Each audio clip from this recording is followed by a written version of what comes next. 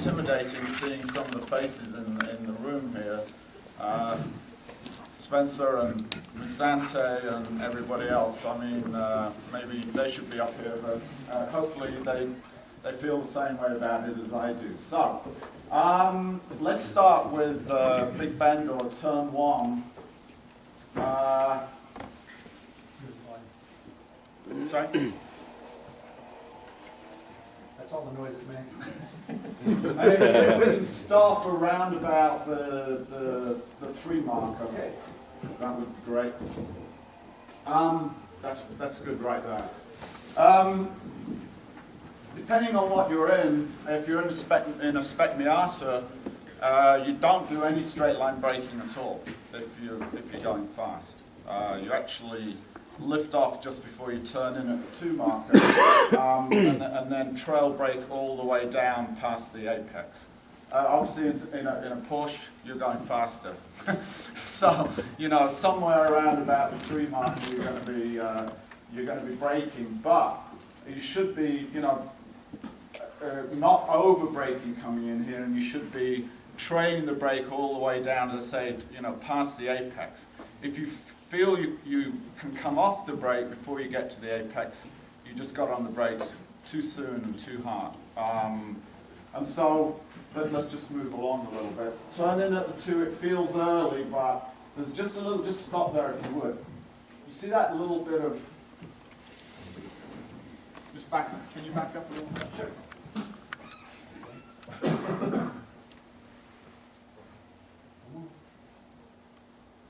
Okay, just go in if we go forward a little bit.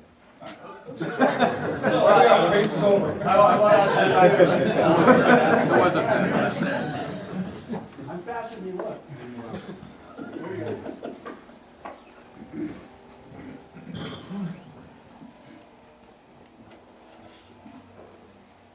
Okay, if we can stop there, yeah. Okay.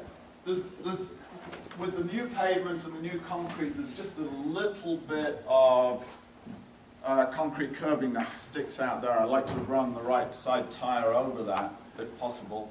Actually, when you watch people racing there, you see the Turner boys, etc. They're quite often putting it right up on that curbing. I think that's more for them. That's more of a trying to overtake maneuver than it is actually trying to go fast maneuver. But anyway, so let's continue on down and just. Yeah, a little further, okay. And just stop there. This car actually has gone out too wide too soon.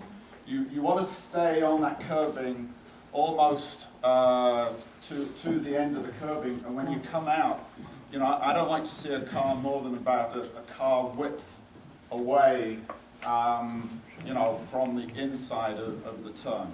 And at this point, you should be accelerating again, just settling the rear end of the car down. In my opinion, understeer is a crime punishable by death. But in this particular instant, I like to bring the car up to some understeer so that I know that I'm really at the limit. You're in this turn for so long, you can actually afford a little bit of understeer. But what I find with students that are riding with me, they tend to, in this middle part of the turn, they tend to lollygag about, and it's just kind of, they're just waiting to get to the apex instead of actually maximizing the speed in the middle of the turn. So, if you're not hearing a little bit of tire squeal there, you're probably not pushing the car quite hard enough. All right? And then, with your eyes up and looking well through the turn, if you just move forward a little bit further, yeah. Oh, was that a little bit sideways? I think it's one. I'm Oh, okay. Yeah, that's what I'm doing. Yes. And just stop there if you would, yeah. So we're creating this understeer, and when we get to, approaching our turning point, just a little lift, to get the nose to point before we start to go back to the gas pedal. Critical how much you lift. You get that bit of understeer and you've added a little steering in there probably because of it, and if you lift too much, the rear end's going to start to come around. We don't want that much. We just want to breathe back and get a little weight on those front tires, and get the car to sort of turn for us. And then start to, once we know that we're online, start to feed in the power and track out all the way to the left. And make sure when you track out to the left, you actually use all of those rumble strips on the left-hand side. Okay, now we come to the first turn where there may be some disagreement, and if anyone wants to jump in and ask me a question at any time or disagree with me, that's fine. I love this shot here. My opinion is there's 3 ways to go around the left-hander. All 3 of them are trying to achieve the same end, which is to place the car correctly in the left-hander, and it's, as we all know, it's a compromise to set up for turn 4 or the right-hander going on to no-name straight. You can take the low line, which I can assure you just about every racer will take because it protects their inside. I mean, I saw Simona, when I was director of Formula BMW USA, I saw Simona Silvestro overtake a car on the inside there 6 laps in a row. She went from 6th to 1st in 6 laps, and she overtook there every single time, okay? Because the guys just stayed. They were taking the more traditional skip bar line, which is kind of in the middle of the road, and she just stuck it in there, and there's nowhere for anybody to go. So I like to go on a relatively low line. It's shorter. As you can see, it's sort of cambered in a little bit there. So you actually have probably a little bit more grip. The bad news is that when you do turn, you're more into the turn, and you're going to have to ask the car to rotate a little bit. So this does not work unless you, after you turn, and you get on the brakes, and then as you're turning, you ease off the brakes and start to get a little bit of rotation. But you've still got to be very, very patient with the gas pedal here. And if you go back to the gas pedal too hard, if you've got a really good rotation, you're going to get oversteer. If you don't have a good rotation, now you create some understeer. So patience is the key here until you really hit the apex and get the car set up. That's one line. The other line is to be more in the middle of the road, brake in a straight line heading towards the bathrooms. Again, you're looking for a healthy dose of rotation as you come off the brake.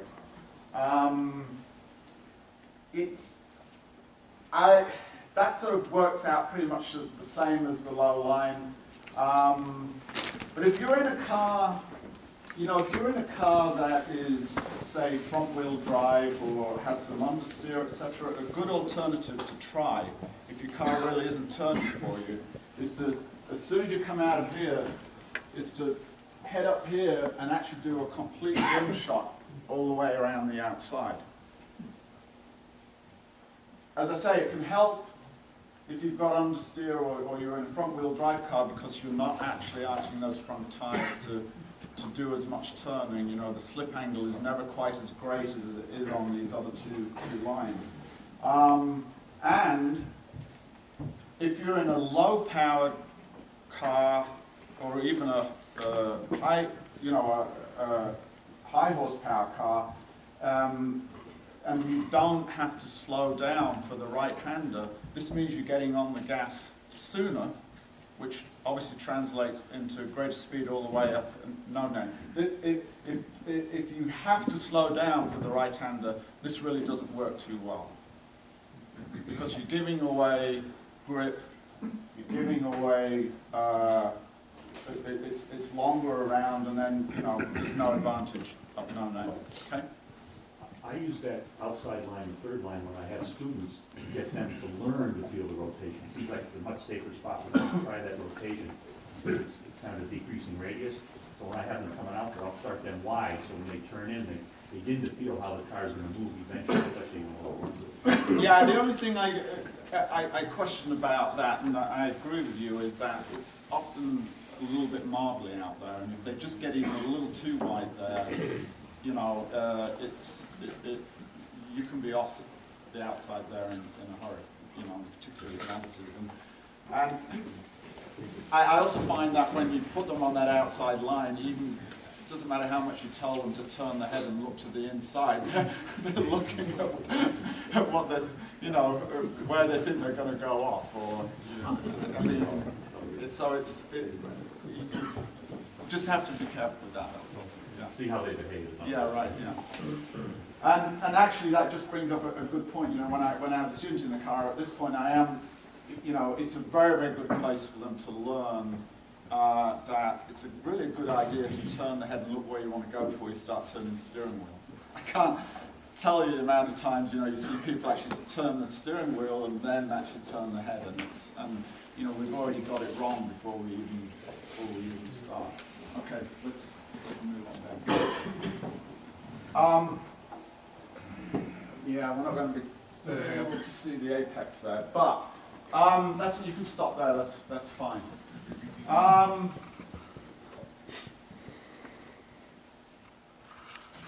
If you take the low line, as you hit your apex through the left-hander, you know, you're going to still have the car loaded up as you come up to the turning point for turn 4 of the right-hander. Okay? That can be a good thing, or it can be a bad thing, depending on how you handle it.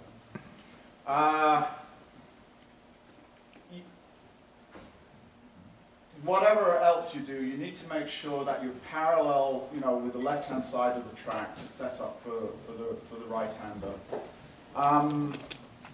And you turn in, if you were to look at it, a traditional line versus what you actually do here, you turn in a little bit early just because you've got some camber in your favor, you know, on the early line there. Do not hit the curb in here. I mean, it's going to throw you off. And then, of course, we all know as you start to come out of the right-hander, then you start to get a little camber that's hurting you, and it creates understeer just about every time. The natural instinct, of course, when you get instinct, because we all know that the steering wheel is what turns the car, right? No, the contact patch does. But the natural instinct is to add a little bit of steering at that point, and of course we just create more understeer. When you feel that understeer, that is the time to point the nose at the flagger station that's on the, you know, the exit of turn right, and it goes against one's natural instinct of preservation to actually, okay, it's understeering over here, now I'm going to point it over there. That doesn't sound right, but that's what you have to do. And you just take that little bit of slip angle out of those front tires, and you gain huge grip, and now all of a sudden the car turns more for you. It's counterintuitive, but it works. Okay. So just going back to the left-hander, if you do that rim shot as you approach your turning point to the right-hander or turn 4, the car is very stable, and it's very easy to get it lined up on the left-hand side. That's another advantage. What I like to do here is, as I say, take that low line, actually have some understeer and therefore some load as I approach the turn into the right-hander. And you know, you've got the car all loaded up one way, and then I like to turn it in hard. And the old Scandinavian flick effect comes into play. You know, all of the energy that's stored in the right-hand side of the car rolls over into the left-hand side of the car, and the car turns right. But you better have a good hand, you know. Particularly if you're hard on the gas at that point. I mean, in a spec Miata, if you do it that way, there is no lift at all.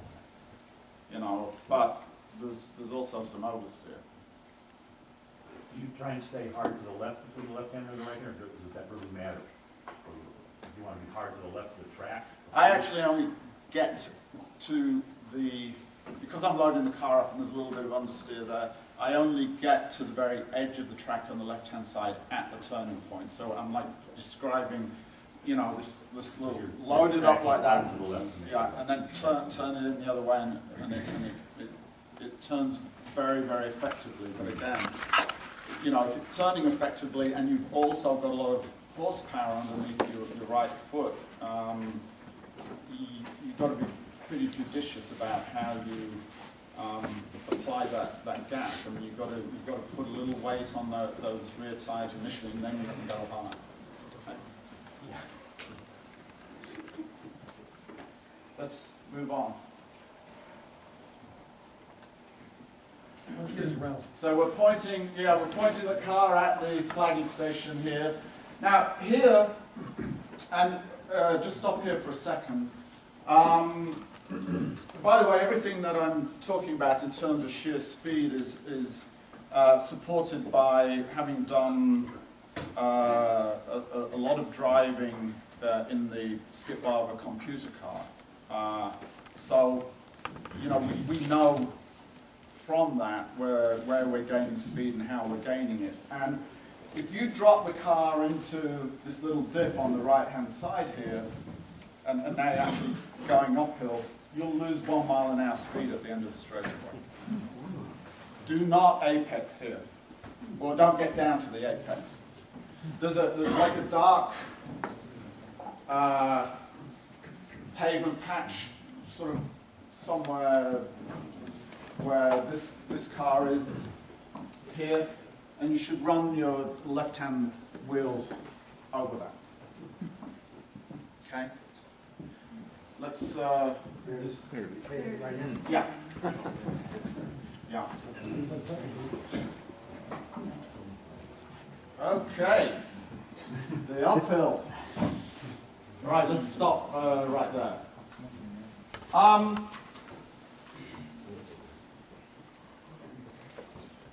3 ways to take the uphill. I think we can all agree that because of the compression in the hill, we turn early. But all 3 approaches, it's an early turn. Just move on a little bit more if you would, thank you. Okay, and stop here. That's good.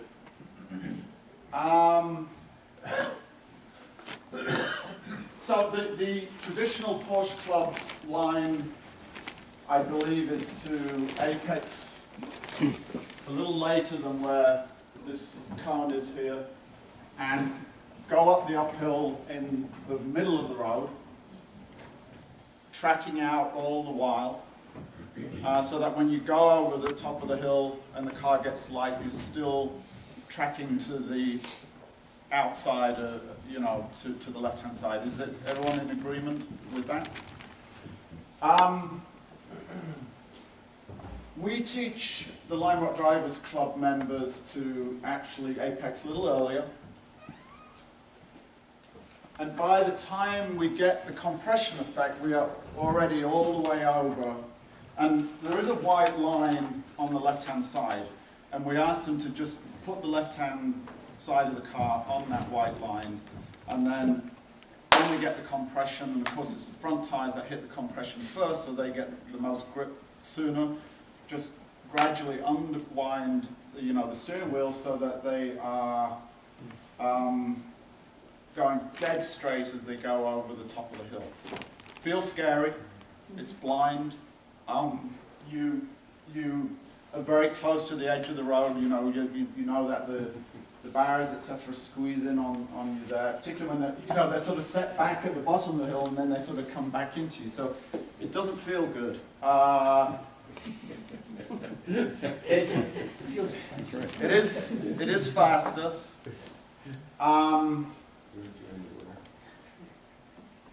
And then there is the third line.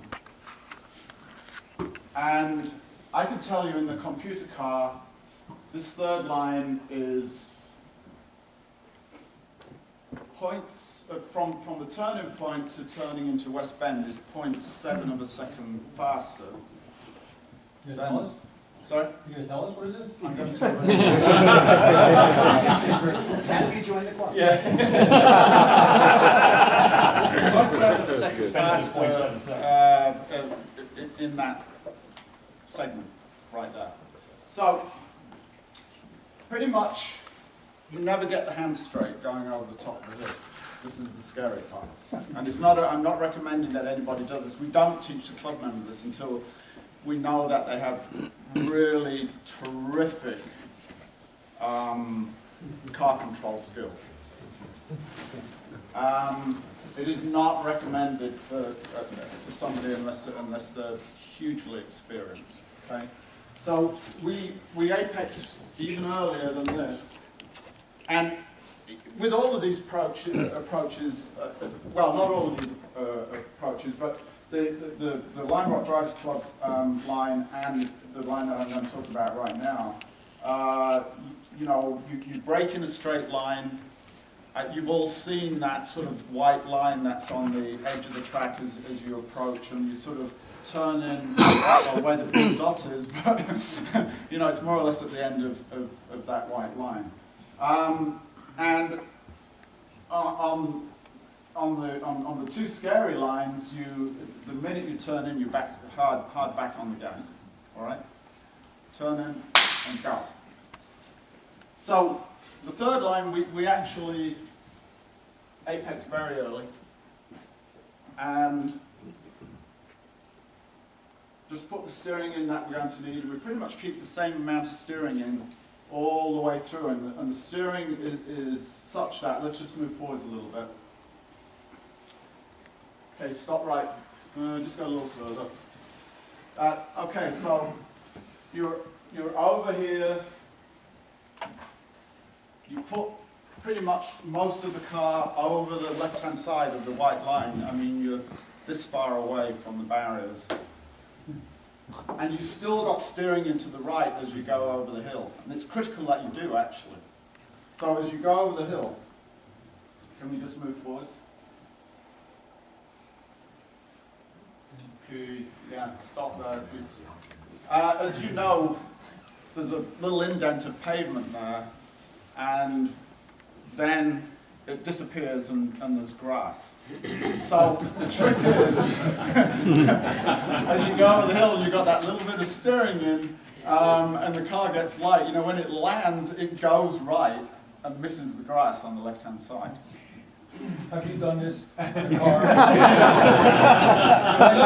Some people I know have tried this. No, I did this. I always do this. In fact, when I'm in the M3, I don't actually keep that steering in, because when the M3 goes over the top there on this line, the back end always gets sideways, so I'm counter steering while I'm in the air, ready to catch it. You know. So,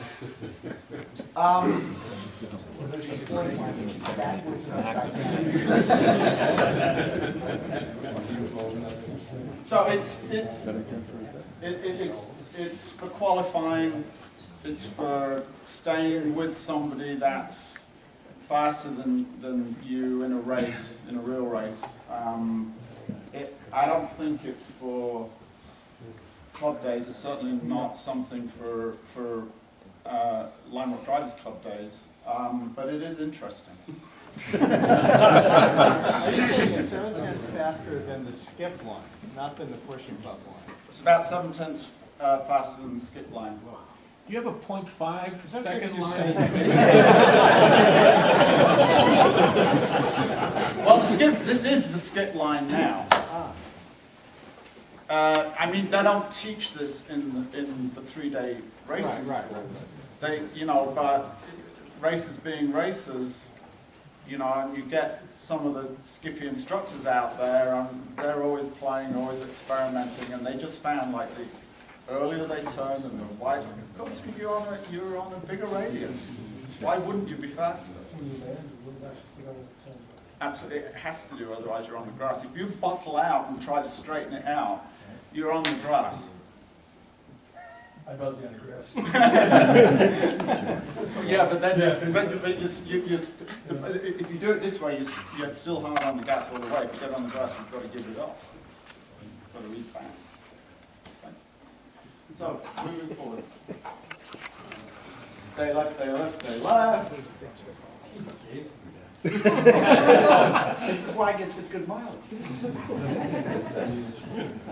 Okay, so let's stop that. I think everybody knows that this new curving here is not a perfect arc, so it's cut back a little bit here. So you, almost like a slalom gate skiing, you have to sort of go around the back of it to hit your apex.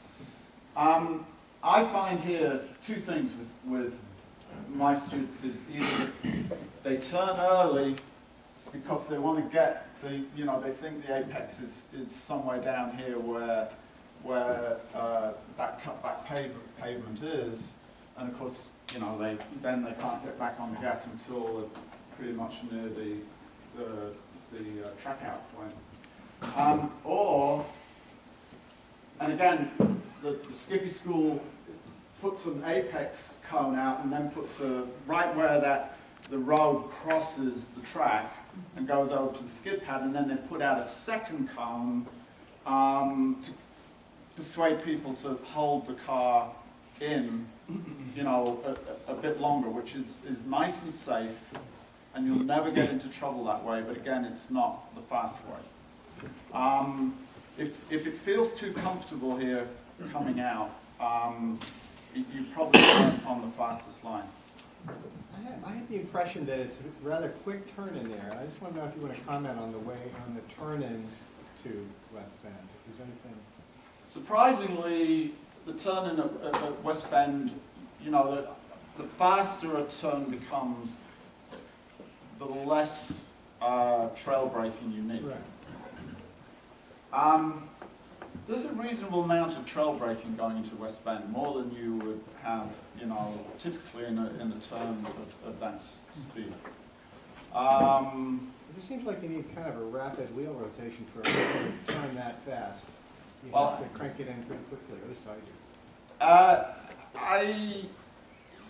I would say to you that if you're having to do that, you may be turning in a little too late. I find I'm not really going at maximum speed in this turn until I'm feeling a little bit uncomfortable on the exit. And so, I will get my students to turn a little later and hold the inside a little longer, but when I get more confidence in their capability and their recognition skills of whether we are in trouble or not, and then making the appropriate adjustments, then I start to ask them to turn in without, getting to that indent, but still turning around the back of it, but start to turn in a little earlier, a little earlier, a little earlier. And you really should be, all the way on the rumple strips on the outside, on the exit, fairly early from where they start. So then, going to the downhill, once you get the car straight, a lot of people actually start to drive over to the left-hand side, but as you go downhill, once you get the car straight, if you just keep the steering wheel dead straight, the edge of the track comes back to you. You all know that. And again, if we stop right here, the single biggest mistake that I see here is people starting to turn before they get the compression. I mean, the compression is when you turn the car in, not before and not after. And you get, as you approach the downhill, you should get all of your braking done before the turn-in. There's absolutely no trail braking in here whatsoever. In fact, you should be, the minute you turn in, you should be back to the gas, if you're doing it right. Okay? So, yes. Sorry, could you back it up to where you were and point to where you consider the beginning of the compression where you would turn in? I can't really point to it, but you just feel it. So I mean- so you're saying kind of basically the moment you start to feel the compression. As soon as you hit that, you feel the car, because what happens is you're going down an almost 6-story, this is almost 6 stories both uphill and down, you know that. It's dead flat at that bottom there. So the minute you hit the bottom, it's very obvious, that it compresses, and that's when you turn.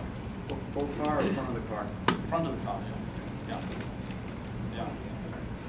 And then, and of course, you've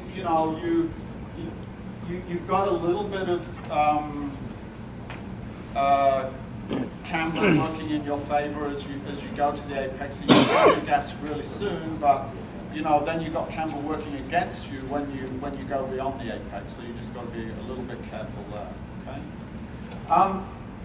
That's lack of line rock.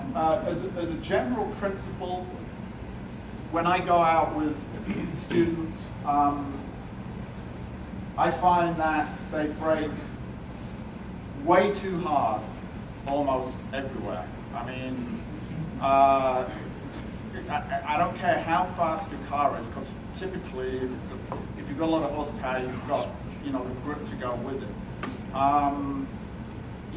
It's far lighter brake than people realize going into turn one. Obviously, the lighter you brake, the more grip you have, and that's something that feeds on itself. Like, go in there sometimes, experiment with a lighter brake than maybe you're doing right now, and just feel how much more grip you have. And the harder you get on the brakes, the more you feel like you're at the limit of the car's capability, and when you're probably not. Use Big Bend. Those of you that are going to go to the skid pad, one of the things you'll work on to begin with is how to deal with understeer and how much you can steer the car with the gas pedal, just as much as you steer it with the steering wheel in some cases. And Big Bend is a great place to sort of like get that understeer and then just say, I want this car to turn, and I'm going to do it with the gas pedal, and try to find the right amount of gas pedals and just get it to turn without losing speed or upsetting the car. Getting trailing throttle oversteer, it's not trailing throttle, getting rotation in the left-hander as you come off the brake. Jackie Stewart said the last thing I learned to do well in a car was come off the brake. What's the difference between a four-wheel drive and just a rear-wheel drive in terms of this? Sorry. You're always going to have more inherent understeer in a four-wheel drive, just as you are in a front-wheel drive, and it's somewhere between the two. And if we're talking Audi, and some of the engine is ahead of the front axle, you're going to have more again. But all of the driver inputs work the same.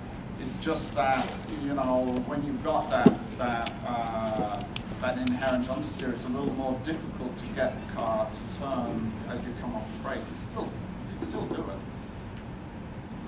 And then as we go up, and then we get into the really fast part of the circuit. I mean, when you go to the uphill, it's really just a brush of the brakes in almost anything. I mean, some of you guys who I've driven with, you know that, right? Bill. Amen. Yeah, amen. Right. Brush the brakes, maybe a little bit more brake going into West Bend, a little more than a brush, but it's really no more than 30% brake pedal. And then going down to the downhill is just a brush and go. All right? Thank you. Sorry.